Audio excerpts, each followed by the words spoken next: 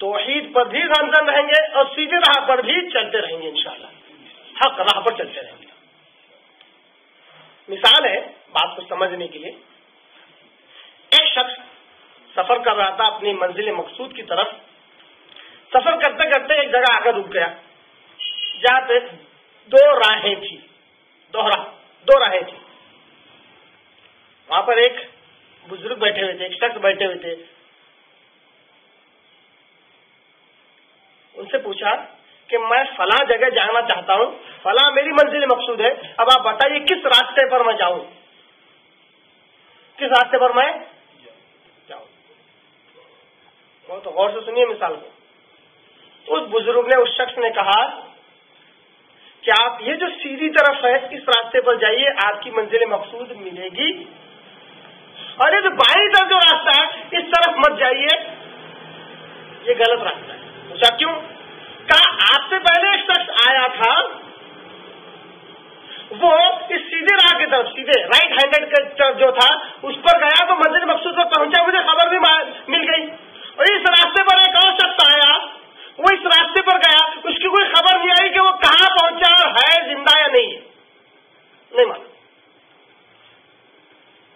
اب میرا آپ سے سوال ہے، اب آپ بتائیے منزل مقصود پر جانے کے کتنے اصول نکلے؟ کتنے اصول نکلے؟ 2، 1، 3.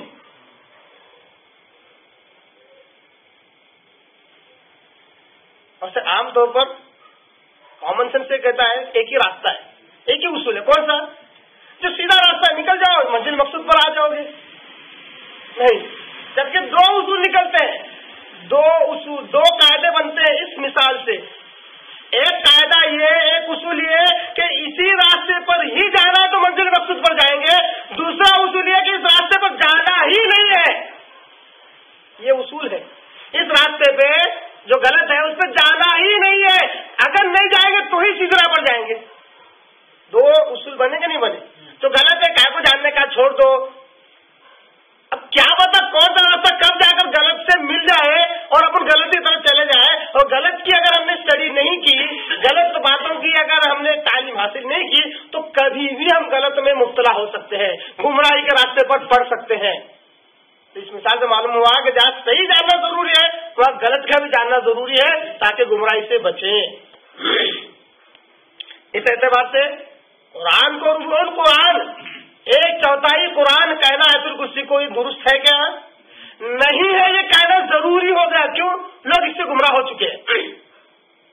اس عقیدے سے، اس اصول سے لوگ گمراہ ہو چکے. اس لیے اب آیت الکرسی کے فضائل میں ایک فضیلت یہ بھی ہے کہ یہ ربع القرآن نہیں ہے، 1/4 قرآن نہیں ہے. یہ عقیدہ بھی ہمیں رکھنا ہوگا.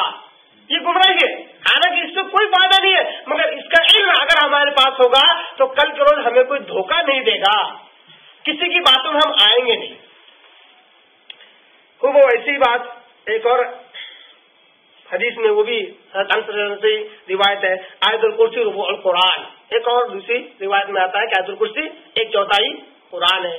یہ بھی بات درست نہیں ہے. اسی طرح ابن ابی دنیا کتاب ہے حدیث کی، اس کے اندر مقائد الشیطان بول کے ایک باب بند ہے، شیطان کی چالیں. اس میں ایک حدیث لے کر آئے ابن ابی دنیا، محدث کا نام ہی ہے. انہی کتاب میں ایک حدیث لے کر آئے. یہ ضعیف حدیث ہے، کوئی حقیقت نہیں ہے. حدیث یوں ہے کہ روایت یوں ہے، اتانی جبریل، آپ وسلم کہتے ہیں کہ میرے پاس جبرائیل آئے، فقال، مجھ سے کہا، ان عفریتا من الجن یکیدک، اللہ کے نبی ایک عفریت ہے، ایک جن ہے، طاقتور جن ہے، اور وہ تمہارے تعلق سے کچھ چال بازی چل رہا ہے تمہیں نقصان پہنچانے کے لیے. فَإِذَا أَوَيْتَ إِلَىٰ فِرَاشِكَ، جب آپ بستر پر جائیں، سونے کے جب جائیں، فَقْرَؤْا آیت الکرسی، تو آپ آیت الکرسی پڑھ لو، آپ اس کے شر سے محفوظ رہیں گے. اب دیکھیں جب اس میں کیا ہے، یہ تو صحیح عقائد سے میل کھا رہی ہے. آیت الکرسی جو شخص پڑھ لے گا سونے سے پہلے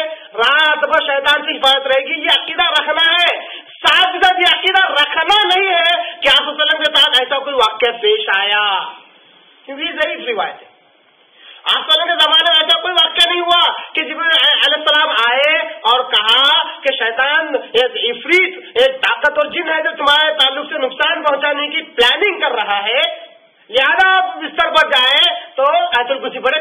ایسا کوئی واقعہ اللہ رسول کے ساتھ نہیں ہوا. یہ عقیدہ بھی رکھنا ہے، کیونکہ یہ ضعیف روایت ہے. اسی طرح ایک اور حدیث